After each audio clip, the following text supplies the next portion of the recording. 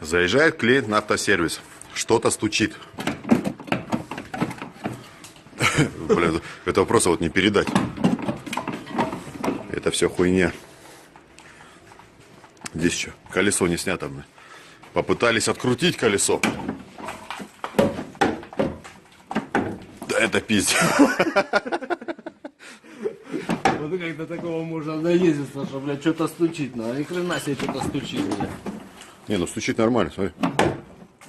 Вот сейчас вам оторву,